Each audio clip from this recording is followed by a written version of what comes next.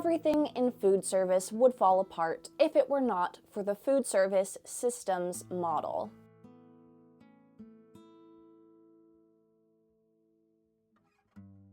We love the Foodservice Systems Model. This can be found in the Food Service Organization textbook. Just looking at the model, it may seem pretty intimidating, but ultimately, we're just putting things in, making things happen, and then getting things out. A very, very simple example of putting something in, things happening, and getting something out would be like putting a bag of popcorn in the microwave. That's the input. The transformation occurs in the microwave, as in the kernels turn into popcorn. And then the output is fresh popcorn that can be consumed. Let's start with the inputs. These are going to include humans, which can apply labor and skill, materials, which includes food and supplies, facilities, which includes space and equipment, and operational inputs such as money, time, utilities, and information. It makes sense that we're going to need the skill set and the labor of humans, and the humans are going to utilize those materials in an environment, and we're going to need money and utilities and information in order to get all of this accomplished. Once these things are inputted, they now need to be transformed. This transformation can occur through the help of management functions, functional subsystems, and linking processes. My mnemonic for the transformation subsystem, in order to memorize the 3 components that are involved in transformation, is I picture Link from The Legend of Zelda, and he is in a managerial position. So he's wearing a suit, and in order to boost morale in the office, he's playing funk music really loudly and dancing along. Funk music for functional subsystems, Link for linking processes, and managerial functions because Link is the manager of this office. So again, we have our inputs, we have the transformation that occurs utilizing those inputs, and now we need the ending result, which is of course the outputs.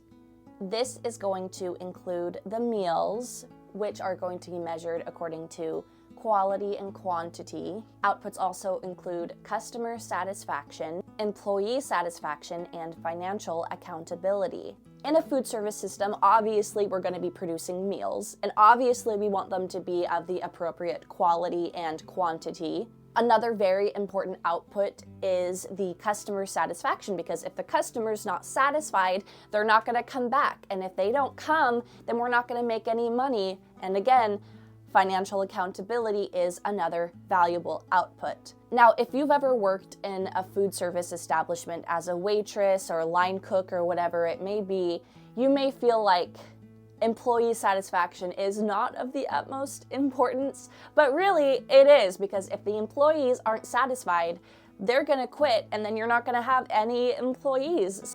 Therefore, employee satisfaction is also a very vital aspect. Now, I don't know about you, but I love control. And assuming that you are here preparing for the RDN exam, that means you probably love control too, because we're all preparing to be dietitians, and all dietitians are type A.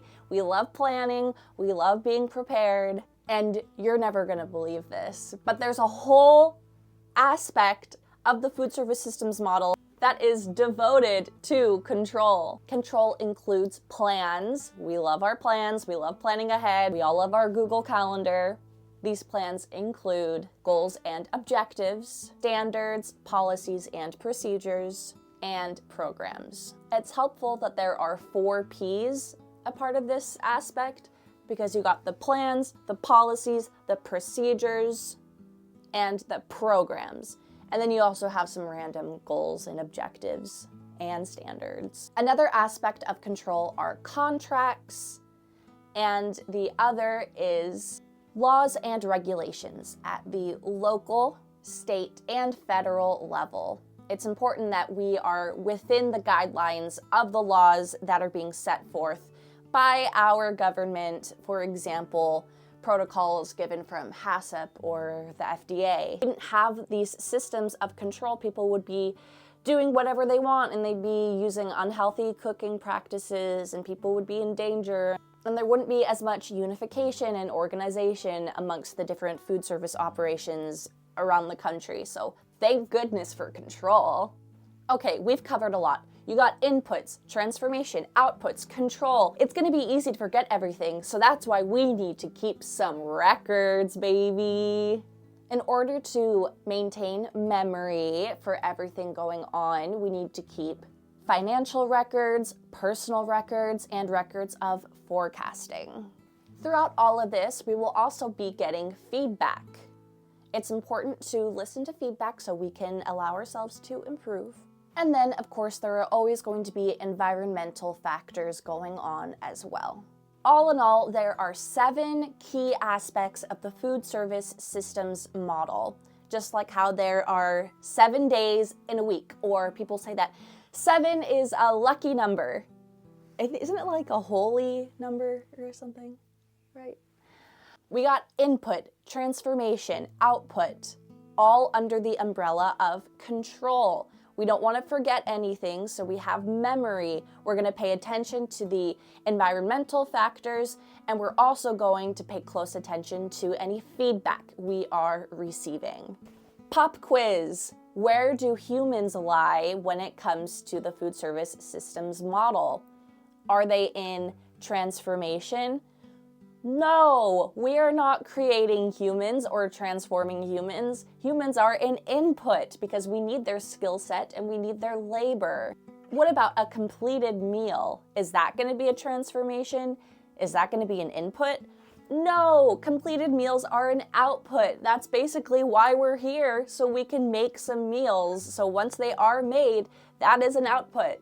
Are we transforming laws and regulations? No, that is given to us by the government. That is a control factor. I, like you, am preparing to take the RDN exam, and I'm really hoping to pass it the first time around. And if you found this video helpful, if you want to study together, please like, comment, and subscribe. Good luck to you, good luck to me, and I know that we can pass this thing.